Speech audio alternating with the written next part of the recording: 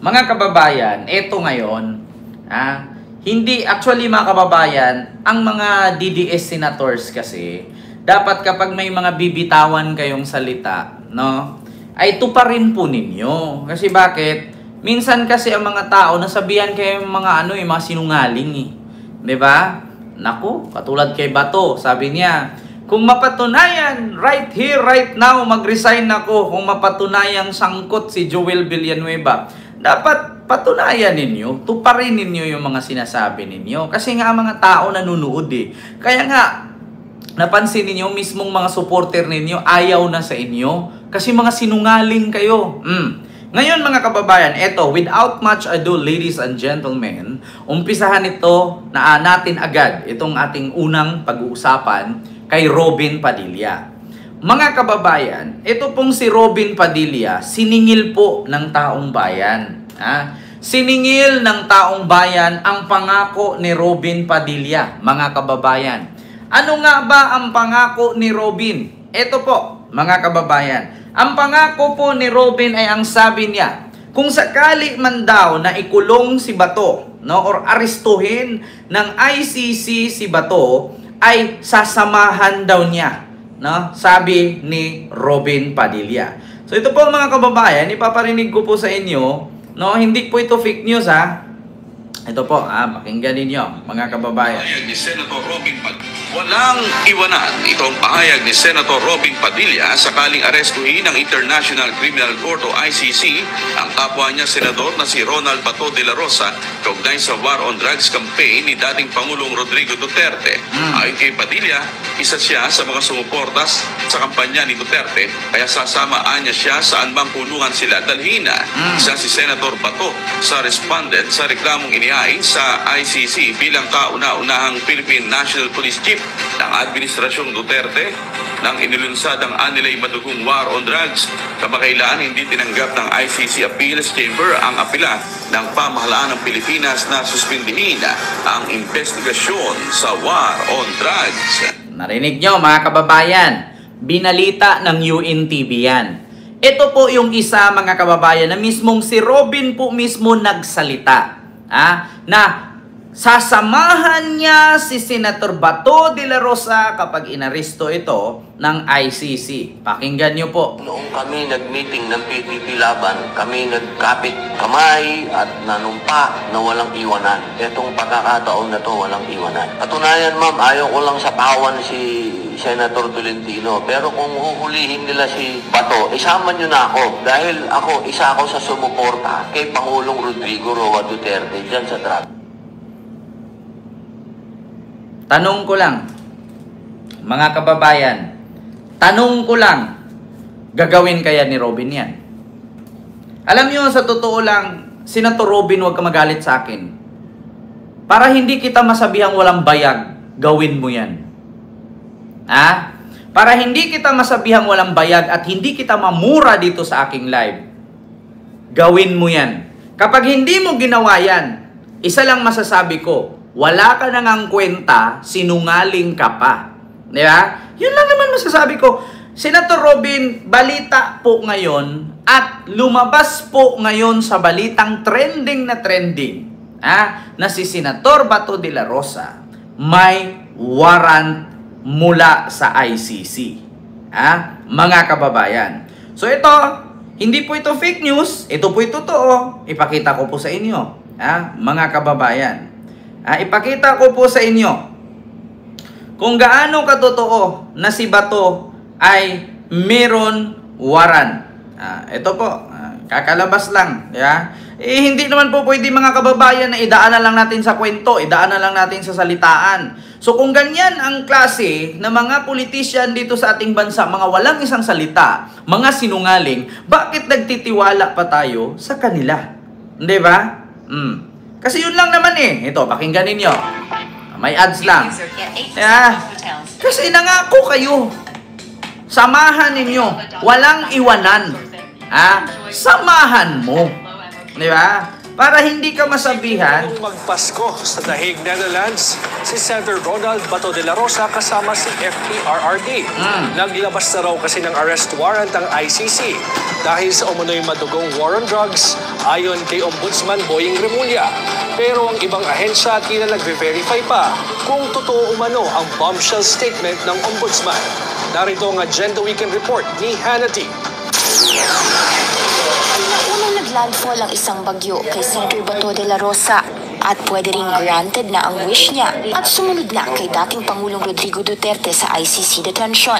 Inilantad kasi ni Ombudsman Jesus Crispin Remulla nitong Sabado sa publiko na may warrant of arrest na umano ang ICC laban kay de la Rosa. Siya ang nooy PNP chief sa termino ni Duterte nang ilunsad ang kampanya kontra droga na uplantukhang.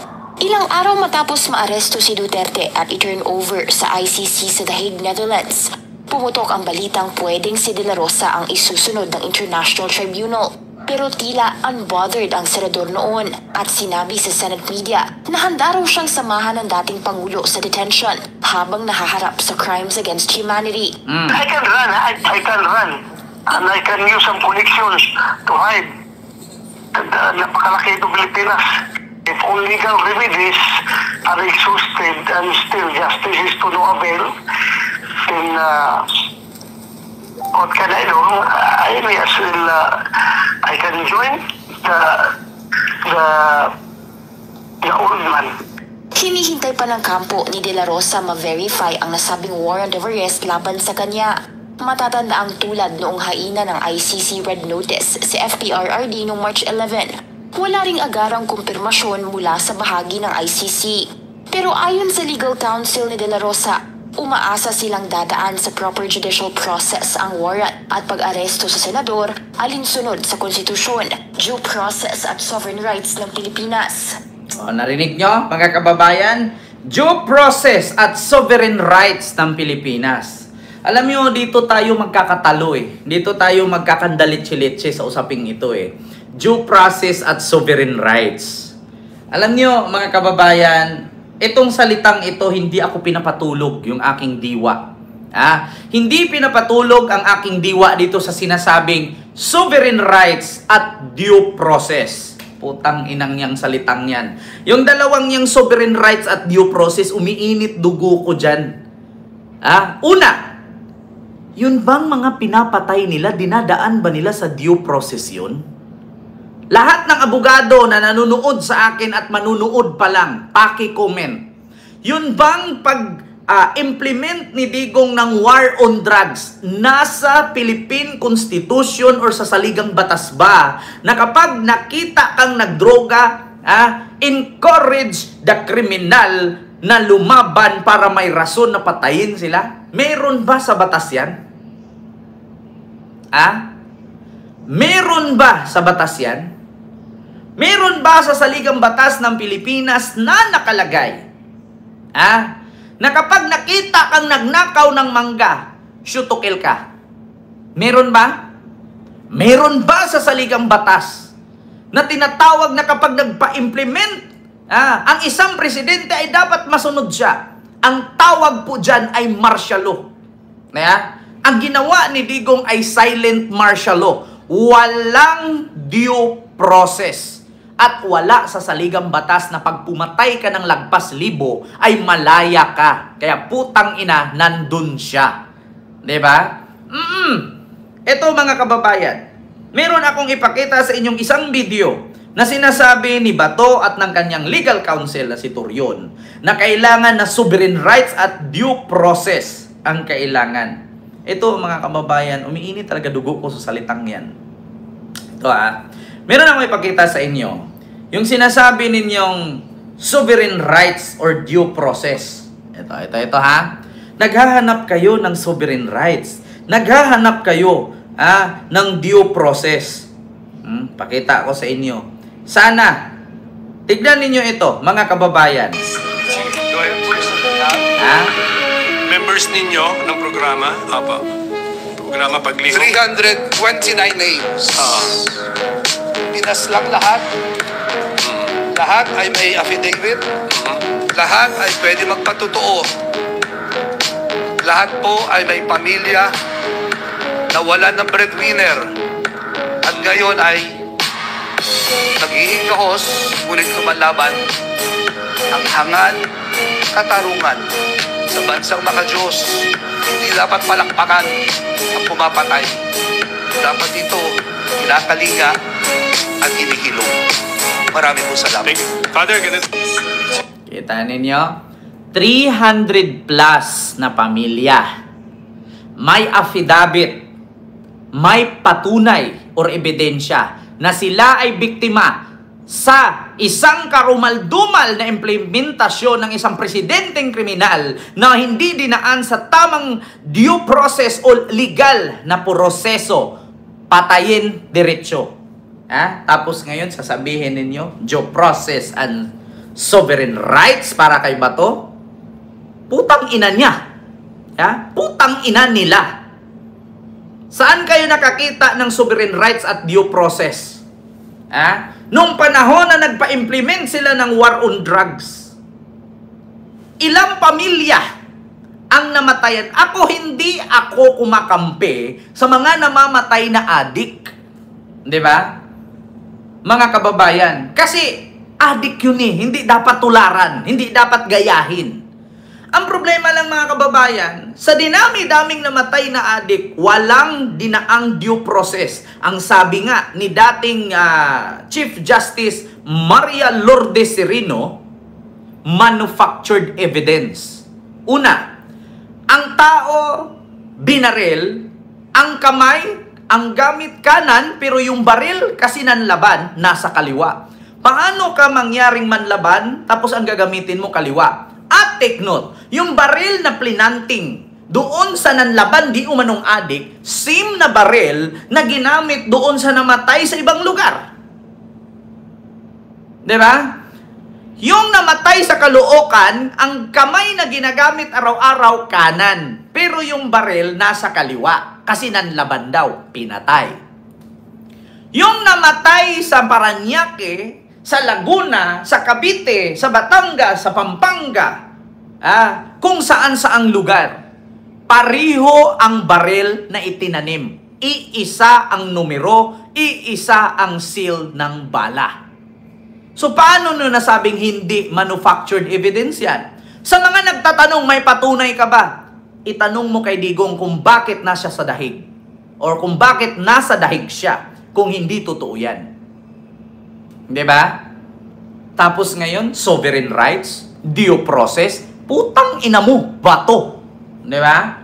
Ngayon, tanong ko mga kababayan, sasamahan kaya ni Senator Robin Padilla? Diba? Sasamahan kaya ni Senator Robin Padilla si Bato kapag inaristo ng Interpol sa pamamagitan ng warrant of arrest ng ICC? Mga kababayan. Meeting ng PDP Laban, kami nagkapit kamay at nanumpa na walang iwanan. Itong pagkakataon na to, walang iwanan. Sumama ka na, Robin. Katawan si Senator Tolentino. Pero kung huhulihin nila si Bato, isama nyo na ako. Tang ina, sumama ka na. Hindi yung puro kwento o salita. Sumama ka na. Hindi mo sinabing babalik ka Pag sinabing sumama, sumama ka. Walang balikan. Kasi sinabi mo yan. Hindi katulad sa akin na kapag nakauwi si Duterte, katapusan ng taong ito or katapusan this year, magigilit ako. Malapit na po ang January or December 31, 2026. Expired na ang aking hamon. Pero si Robin, walang nilagay na katapusan. Infinity yan. Pag sinabi niyang inaristo si Bato at sumama siya, hindi niya sinabing, ihatid ko lang siya doon at uuwi ako. Ituloy mo na yan. Para hindi ka sabihan ng taong bayan na itim ang bayag mo.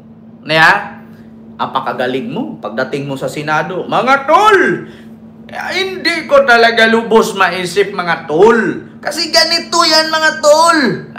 Samahan ko siya tol. Kasi kung sakali man, walang ano yan.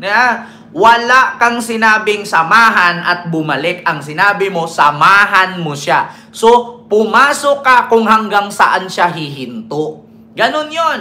Para paniwalaan ka ng tao. Anong kwenta mo bilang isang public servant or isang senador na pangatlo sa pinakamakapangyarihan dito sa bansang Pilipinas?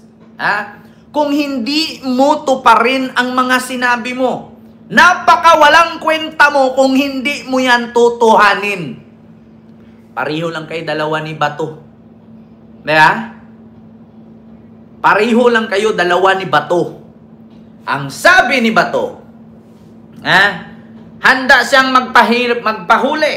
Mr. Trillanes, puro kalangal-ngal dyan yung mid-my day. Samahan mo pa ako. Magpusas. Anong sabi ni Bato? Mga kababayan, ito. Para makita ninyo. Ako po'y nananawagan kay Senator Robin Padilla. Sumama ka po. Pinangako mo yan. Make my day, Mr. Trillanes! Biyan mo! Sige ka lang, yan ang ICC. Sige! Go ahead! Kahit sumama ka ba? Mag-serve ng warrant. Sumama ka. Ikaw mismo magpusa sa akin. Go ahead, make my day, Mr. Trillanes! Biyan mo! Sige ka lang, yan ang ICC. Sige! Go ahead!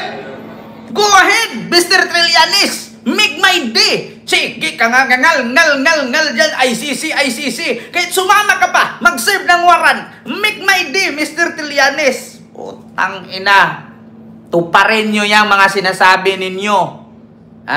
Tuparin nyo yan. Hindi namin makakalimutan yan ng mga matitinong Pilipino. Makakalimutan lang yang mga sinasabi ninyo ng mga bobo na DDS. Make my day. Make my day daw. Make my day. Putang inang yan. One-way ticket ka na ba to? One-way ticket. One-way ticket to the Hague. Kaya isa lang ang masasabi ko, Senator Robin Padilla, with all due respect, sasama ka ba? Tuparin mo yan. Kapag tinupad mo yan, Senator Robin, magsusuri ako sa nasabi ko sa iyo. Diba? Diba ganyan naman kayo dyan sa Senado? Kahit hindi kasali, kahit hindi kasali sa usapin, bigla ninyong isinisingit. Tignan nyo si Robin kada may hearing. Wala sa topic ang isinisingit. Kaya ngayon isinisingit ko rin. Pinantay ko lang yung label niya, label ko sa label niya. Di ba ganyan siya? Kapag may issue, ang isagot niya, wala sa napag-usapan. Hindi related. So ngayon, isa lang din po ang aking masasabi. Senator Robin, alam ko naman na wala sa batas ng Pilipinas na ikulong ka o patayin ka kung hindi mo tuparin ang sinasabi mo. Pero di ba, kaya nga tinatawag kang makadiyos at makaginoo. Insyaallah. Meron bang Muslim na nagsasabi na hindi tinutupad ang sinasabi? Tuparin mo yan. I got information, hindi daw agad dalhin si Bato sa Dahig. Diyan muna ikulong sa Muntinlupa. Chris Subel, ganito po kasi, in-explain ko na yan kanina.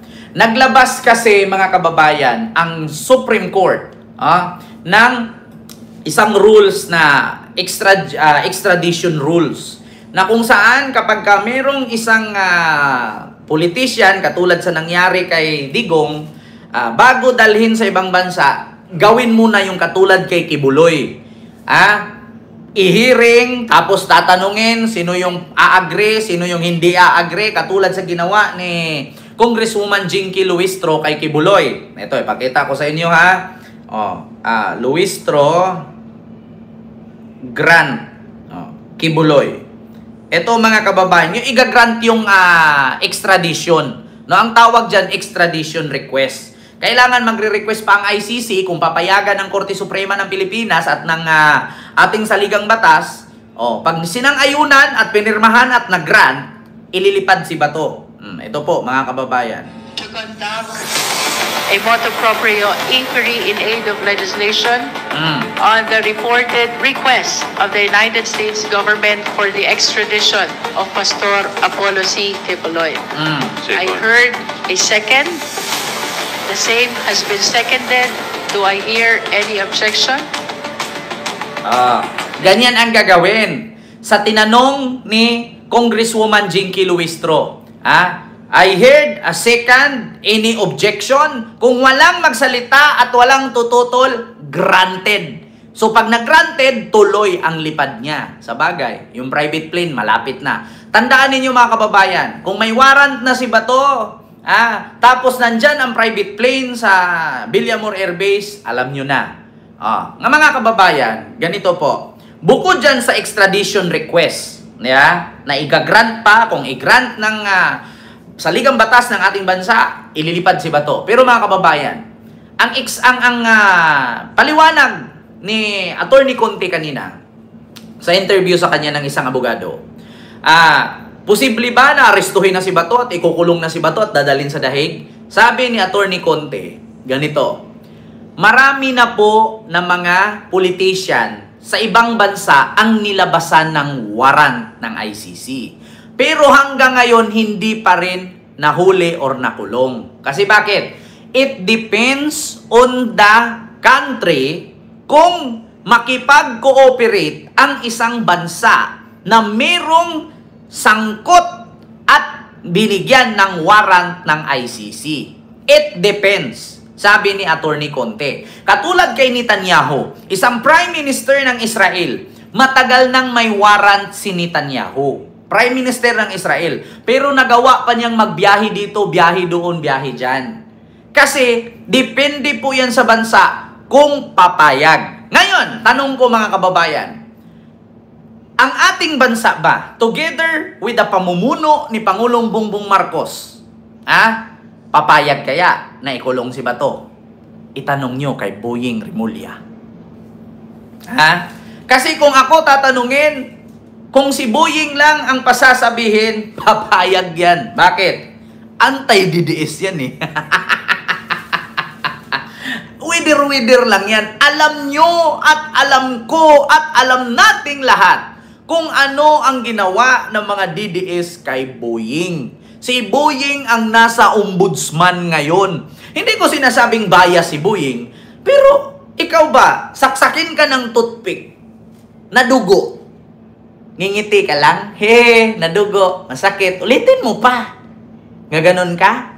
Sinaksak ka ulit ng tinidor, bumaon yung isang ngipin kasi tagilid lang eh, hindi naman sinadya.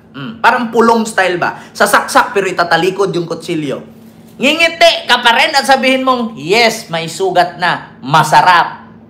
Saksakin ka ulit ng kutsilyong purol, natusok pero nag-bounce pabalik na sugat ulit, 3 sugat na. Sasabihin mo pa rin, yes, ang sarap. Ano ka, kinantot lang na sarapan? Diba? Kutsilyo yun eh, toothpick yun eh, tinidor yun eh. Okay lang kung purol ang itinusok dyan, nagbabounce-bounce, tapos paghugot masarap. Kutsilyo yun. Ngingiti ka lang. Alam nyo naman kung anong pinagdaanan ni Boying bago naging ombudsman. Alam nyo rin kung anong pinagdaanan ni PBBM bago naging presidente. Do you think ipagtanggol sila ni Marcos? Isa lang sasabihin ni Marcos dyan, hindi ako manghihimasok dyan. Bakit? Wala naman ko alam dyan. Problema nila yan. Bakit ko panghihimasukan? Kaya nga mga kababayan, isa lang masasabi ko. Dapat, sa araw na ginawa ng Diyos, gumawa ka ng kabutihan sa kapwa. Kasi hindi araw-araw nasayo. Nasayo ang swerte. Minsan, ang swerte nagsasawa rin. Kapag ang swerte nagsawa at si kamalasan ang pumalit, nako po, to the max, sa dahig ka pulutin. Diba? Yan ang totoo. Yan ang katotohanan. Si Senator Robin Padilla, sasama nga ba? Sasama nga ba? Nako, yun lang. Kasi pangako ni Robin yan, ulitin ko ipakita ko sa inyo. Hindi po tayo fake news. Robin Padilla. Ito ulitin natin. Matupad. Ito. Kung huhulihin nila si Bato, isama nyo na ako. Dahil isa ako sa sumuporta kay Pangulong Rodrigo Roa Duterte dyan sa drug war. Kung walang iwanan nga sasamahan ko sila kung saan sila. Total, sanay naman tayo sa kulungan, sa abroad pa. Masarap pagkain doon. Diba? Sanay sa kulungan. Inamin niya. Kaya dito lang po yan sa Pilipinas nangyari, mga kababayan. Yung mga umupo para gumawa ng batas, mga dating nakakulong. Kita nyo yan? Ang galing. Only in the Philippines. It's more convicted in the Philippines. Samahan mo na yan, Binoy. Para magkaroon ka naman ng bayag na puti. Di ba? Daming drama. Sabi ni Ombudsman, kung magpahuli, kung paghuli ni Digongyo ngayon, gawin panghuli ni Bato. Yun pala pagkakaalam ko, maliit lang naman daw ang Pilipinas, sabi ni Bato. Hindi naman daw medyo malayo, no? Hindi naman daw malawak. So ito mga kababayan, yung sinabi ni Bato, saan ba yun? Ito yung sumagot na pala si Bato, mga kababayan. Ito yung sinagot ni Bato. Ito mga kababayan yung kaibigan ko naman na vlogger, puro post ng post sa Facebook, wala namang views. Yung nasa Davao. ito yung sagot ni Bato, mga kababayan, sa Abante News Online. Ito yung sagot ni Bato.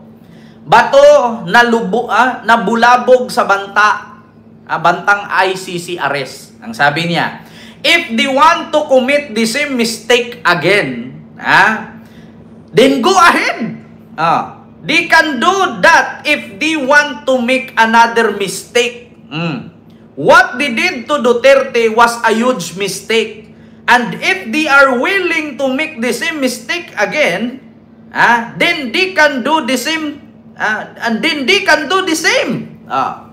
Alam mo, sa totoo lang ba to? In English mo lang Bisayain mo na lang. Kung himuon nila otro, ang gihimo nila kay Duterte sa una, mali yun. Kasalanan yun. Mali. Kung gusto nilang gumawa ng kasalanan ulit, and then go ahead. Make my day, Mr. Trillanes. Alam niyo, sa totoo lang, hindi po pagkakamali yun, yung pagka-aristo kay Digong. Bakit? Hindi naman din po maganda, mga kababayan, na pumatay ka na hindi mo idinaan sa due process. Wala po kasi yan sa saligang batas. Kung meron lang sa saligang batas yan, yun ngang ginawa nung mayor ng Batangas, yung kapag nahuli kang nagdroga, lagyan ka ng placard, karatula, palakad-lakarin ka, paikot-ikutin sa buong bayan. Hindi nga aprobado ng batas yun Human rights ang nakakalaban niya. Sino si Halili ba yun? Yung Mayor Halili, yung pinatay nung drug war ni Digong, nasali si Mayor Halili. Nakita niyo yun, yung sa Batangas, Tanawan Batangas ba yun, Mayor Halili? Yung merong ripis, ang gagawin niya, pasuotin ng placard, tapos palakad-lakarin, paikot-ikutin ng buong bayan. Hindi nga pwede yung ganun Yun pa kayang, pag nakita mong adik or nang patay agad.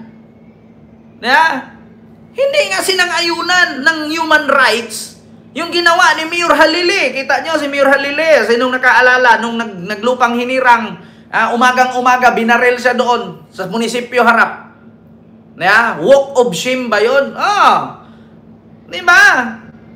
Yun ang inability niya, palabra de honor. Pinatay siya kasi hindi nagustuhan yung mga pinagagawa niya. Binalikan siya nung kamag-anak nung ginawa niyang nahuling nagdroga, pinaikot-ikot niya buong bayan. Kahihiyan ng buong pamilya yun. Diba?